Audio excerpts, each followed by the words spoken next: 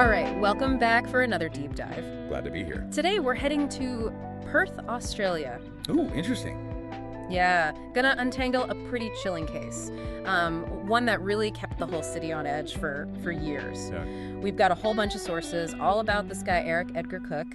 And let me tell you, this is not your run-of-the-mill serial killer story. Oh. It's got everything: wrongful convictions, crimes that stayed hidden for years, and a city that was basically living in fear. Wow. Yeah, and all of this goes back to these Australia Day shootings. Right. Those were huge. They really cast a long shadow over Perth, and it's really important, I think, to remember that context. Yeah. Because just a few months later, in August 1963, you have the murder of Shirley McLoud.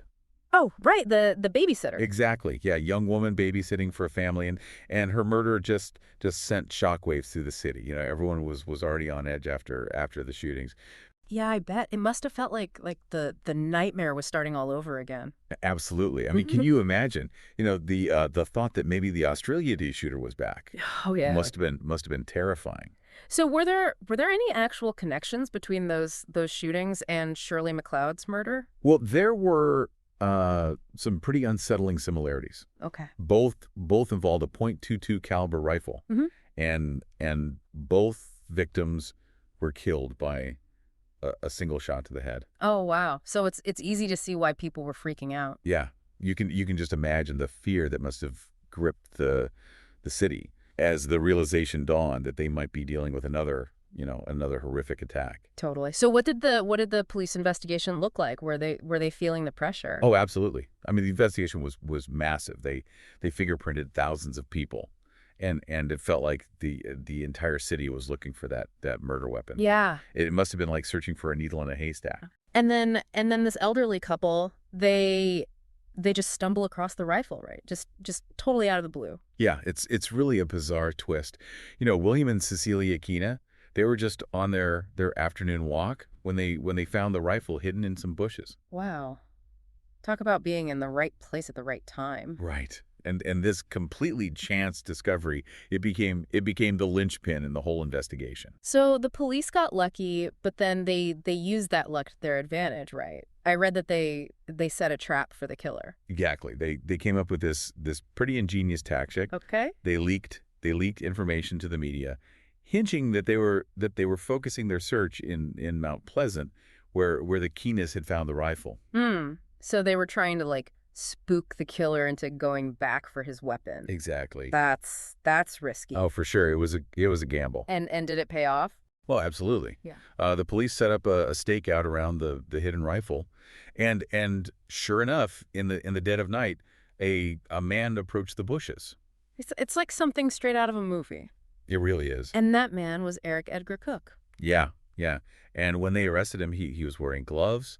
He had women's underwear on him, and news clippings about the case in his pocket. Okay, that's a huge red flag right there. You know, it makes you wonder, like, what was he up to? Yeah. So we know they've got their guy, but who is Eric Edgar Cooke? Was he just some random guy who snapped, or was there something more going on? Well, that's the question that takes us down the rabbit hole. And to really understand this case, we need to rewind a bit. You know, we need to look at the man behind those chilling actions. Okay, let's do it. Take us back. So Cooke's childhood, it was rough. Yeah, I mean, it sounds like he went through a lot. He did. Abusive father, bullied constantly because of a cleft lip and palate. Yeah. Just awful. It's hard to even imagine what that must have been like for him, as a kid. Yeah. It's heartbreaking. And it's not surprising, I guess, that kind of upbringing could lead to trouble down the line. But was there anything specific in his childhood, anything that maybe foreshadowed what he'd become? Well, the sources mentioned that he started getting into trouble as a teenager. Petty theft, even arson. Oh, wow. Yeah. And looking back, I mean, these acts of delinquency, they could be seen as red flags, right, like a sign of something deeper going on. So the signs were there, but it seems like nobody really, stepped in or understood how serious his behavior was. Yeah. It's true. There were attempts at rehabilitation, but they obviously weren't effective. Yeah. And his behavior, it just kept escalating. What kind of escalation are we talking about? Well, the break-ins continued. The arson became more frequent. And there's this persistent, almost obsessive focus on stealing women's underwear. Okay, that's a really disturbing detail. It is. And all of this is happening before he even commits murder. Exactly. He was in and out of prison for these crimes. But he was never really seen as a serious threat. Yeah. Like nobody really thought he was capable of something truly horrific. It's chilling because it makes you realize how easy it is to miss those warning signs, Yeah. to just write someone off as a petty criminal. Yeah. You know, without recognizing the potential for something much, much darker. Yeah, you've hit the nail on the head. It makes you wonder, could things have been different if someone had intervened earlier, if the system had recognized how serious his behavior was. It's heavy stuff. Yeah. But let's move on to his arrest for Shirley McLoud's murder. I understand that he didn't just confess to that crime, but to a whole bunch of others. That's right. After his arrest, Cooke, he just starts confessing to all these crimes.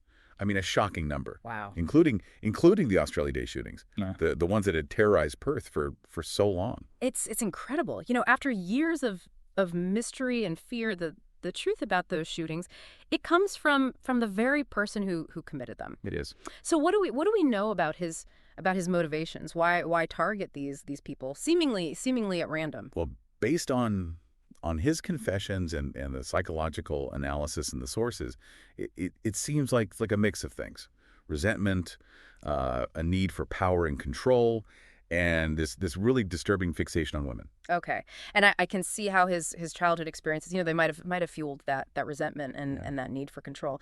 But the fixation on women, that adds another layer of complexity to this whole case. It does, and it's that element that really makes Cooke's case so disturbing. He wasn't just lashing out blindly. There was a twisted kind of logic behind his actions. Yeah, he mentioned he described feeling, quote, like God, end quote, when he committed these crimes. It's chilling, like a window into the mind of a killer. It is. That description it's incredibly revealing. It suggests this level of grandiosity and detachment from reality. Okay. That's often, associated with antisocial personality disorder. Right. He saw himself as above the law, as someone who could decide who lived and who died. Right. And it wasn't just, random acts of violence. Right. Right. He remembered specific details, the locations, the victims themselves. Yeah. It wasn't some impulsive spree. It was calculated. Exactly. And the level of detail in his confessions is actually one of the most crucial aspects of this whole case.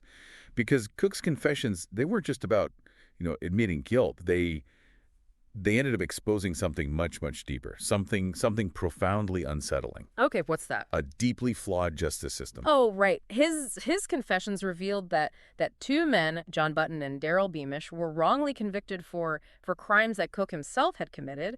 I mean, talk about a bombshell. It's a tragic twist. Yeah. And it forces us to confront the very real consequences of a justice system that sometimes prioritizes, closure over truth. Yeah, it's mind-boggling. Two innocent men convicted, and the real killer is out there confessing. I know. So let's unpack these wrongful convictions a bit. Yeah. What can you tell us about John Button's case? Well, John Button, he was convicted of manslaughter for the death of his girlfriend, Rosemary Anderson. And Cooke later confessed that he was the one who hit Rosemary with a stolen car. Wow. And this detail was actually corroborated by evidence at the crime scene. So why wasn't Button released, when Cooke came forward with this information? It's a tragic example of how confirmation bias can just completely derail justice. Okay. The police, they had already built this narrative around Button being the culprit. Right. They focused on aspects of his relationship with Rosemary, painted this picture of a volatile argument leading to a crime of passion. Mm. And they just seemed to dismiss or downplay anything that contradicted that narrative. So even Cooke's confession. Even Cooke's confession. It's almost like they were so focused on closing the case that they ignored evidence that challenged their initial assumptions. Yeah. That's exactly it. That's the insidious nature of confirmation bias. It can lead investigators to to selectively interpret information, even subconsciously, to fit their preconceived notions. And this wasn't just a theoretical mistake. This had real life consequences for John No, Button. Of no. course, I mean he spent years fighting to clear his name, right? You did. He served 5 years in prison before being granted parole. But even then, he was still living under this shadow of a wrongful conviction. Yeah. It took years of effort, his own tireless effort, and the crucial work of journalist Estelle Blackburn to finally expose the truth and secure his exoneration. What a story. I mean, what a testament to both Button's resilience and Blackburn's dedication. It is. But you mentioned another man, Daryl Beamish, who was also wrongly convicted based on Cooke's confession. Right. I imagine his case was equally heartbreaking. Yeah, it is. Beamish's case is particularly disturbing because it highlights how systemic biases and vulnerabilities can further complicate the pursuit of justice. Okay. He was deaf and nonverbal, relying on sign language to communicate. How did the police even get a confession from him if he couldn't speak? That's the crux of the issue. Yeah. There are serious concerns about the way his confession was obtained. Mm-hmm. It's been suggested that the police, they either intentionally or unintentionally exploited his communication difficulties, Oh, wow. leading to a confession that may not have been, truly informed or voluntary. That's horrifying to think that someone's disability could be used against them like that. It is. Especially in a situation where they're potentially being falsely accused of a crime. Absolutely. Yeah. His case, it underscores the importance of making sure that vulnerable individuals are adequately protected during police interrogations. Yeah. And that their rights are fully respected. Absolutely. It's these two cases, they're truly tragic, but they represent just the tip of the iceberg, don't they? They do. I mean, Cooke's confessions didn't just impact Button and Beamish. Right. There were many other victims whose stories remain hidden for years. That's right. Cooke confessed to over 250 burglaries, numerous assaults, even hit and runs. Wow. Many targeting young women. And for reasons that remain unclear, the police, they chose not to disclose many of these confessions. Well, why would they do that? It seems counterintuitive to withhold information about a serial criminal's activities. But no, there's speculation that it was a matter of protecting their own reputation. Okay. By keeping these crimes quiet, they could maintain a higher solve rate, even if it meant denying justice to numerous victims. If that's true, it's a shocking betrayal of public trust. It is. To prioritize statistics over the well-being and safety of the community, it's unconscionable. It is. And this decision, it had devastating consequences. Yeah. I mean, imagine being Molly McLoud, who lived for 30 years believing she had simply fallen out of bed as a teenager. Yeah. Only to discover that she was actually attacked by Eric Edgar Cooke. Yeah. during one of his break-ins. It's a horrifying realization to come to terms with, decades after the fact. I mean, the psychological impact must have been immense. Oh, absolutely. It's a stark reminder of how trauma can linger, how the past can come back to haunt you in ways you never expected. And in McLeod's case, that trauma was compounded by the knowledge that it could have been, prevented if the police had been transparent about Cooke's confessions. And then there's the case of Penina Berkman. Her murder was officially solved, but her family was never told that Cooke was the perpetrator. That's right. Her son Mark, he grew up without knowing the truth about his mother's death. Yeah.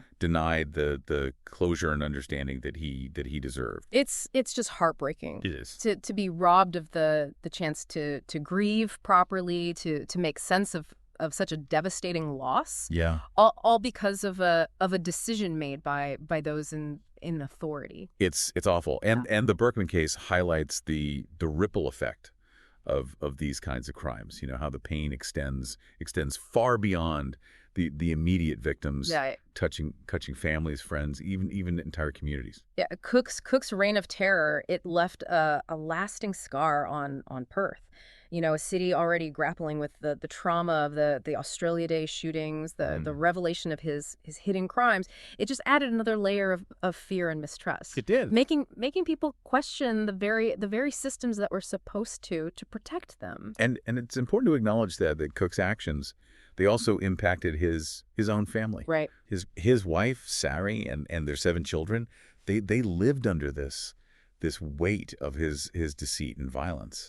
I can't imagine the betrayal Sally must have felt, living with this man, raising his children while he was out there terrorizing the city. I mean, the sources describe how she even believed the night caller rumors. Yeah. Never suspecting it was her own husband. It's a tragic reminder that even within a family, the truth can remain hidden, leaving behind a legacy of pain and unanswered questions. Well, we've covered a lot of ground in this deep dive. We have. And it's been heavy. We've seen how the actions of one man, Eric Edgar Cooke, spiraled outwards, impacting countless lives in profound and lasting ways.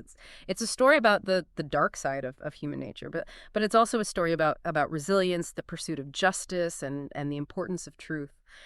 You've summed it up perfectly. It's a story that forces us to confront uncomfortable truths about our systems and ourselves, right, while also reminding us of the power of individual courage and the importance of never giving up on the fight for justice. So what can we take away from all of this? What are the key lessons we can learn from the chilling case of Eric Edgar Cooke? Well, I think this case is a powerful reminder to approach information with a critical eye, to be aware of our own biases, and to always question assumptions, especially when it comes to issues of justice and accountability. The truth can be elusive, but it's always worth pursuing, no matter how long it takes or how uncomfortable it may be. Yeah, it also highlights the importance of empathy. Not just for the victims of crime, but for those who have been wrongly accused, right, and for the families and communities impacted by these events. Yeah. Trauma can cast a long shadow. It can. And the path to healing is often long and complex. Absolutely. And finally, I think this case serves as a testament to the human spirit's capacity for resilience and the enduring power of hope. Even in the face of tragedy and injustice, there are individuals who fight tirelessly for truth and accountability, who offer support and compassion to those who have been harmed, and who strive to create a more just and equitable world. Well said. Well, thank you for taking this deep dive with us. It's been a challenging journey, but I hope it's left you with a greater understanding of this complex case and its lasting impact on Perth and beyond. We encourage you to continue exploring the stories of the victims, the wrongly convicted, and the individuals who fought so hard for justice. Until next time, stay curious, stay informed, and keep asking questions. Oscar.